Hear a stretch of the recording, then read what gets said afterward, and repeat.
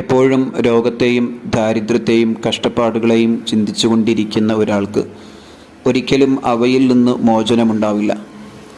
തൻ്റെ ജീവിതത്തിലെ പ്രയാസങ്ങളെ പ്രതി ഇങ്ങനെ ആലോചിച്ചുകൊണ്ടേയിരിക്കുക. രോഗം, ദാരിദ്ര്യം, കഷ്ടപ്പാടുകൾ, ഇതിലിങ്ങനെ മനസ്സ് ചിന്തിച്ചു കൂട്ടുമ്പോൾ, ആ ഒരു ടെൻഷനിൽ തന്നെ ജീവിതം മുന്നോട്ട് കൊണ്ടുപോയിക്കൊണ്ടിരിക്കുമ്പോൾ ഒരിക്കലും അതിൽ നിന്ന് മോചനം ഉണ്ടാവുകയില്ല. ഇതിൽ നിന്നൊക്കെ മോചനം ഉണ്ടാകണമെങ്കിൽ ശുഭാപ്തി വിശ്വാസവും ഇതിനെയെല്ലാം മറികടക്കാനുള്ള ആർജവവും ഉണ്ടായിരിക്കണം. ഇതൊക്കെ ജീവിതത്തിൽ സ്വാഭാവികമായി വന്നു ഭവിക്കുന്നതാണ്. അതിൽ ഞാൻ മനം എടുക്കാൻ പാടില്ല. ഇതൊക്കെ ജീവിതത്തിലെ പരീക്ഷണങ്ങളാണ്. ഈ പരീക്ഷണങ്ങളെല്ലാം അതിജയിച്ച് എനിക്ക് മുന്നോട്ട് പോകാൻ സാധിക്കേണ്ടതുണ്ട് എന്നുള്ള ചിന്തയിൽ എത്തിച്ചേരുക എന്നതാണ് ആദ്യമായി വേണ്ടത്.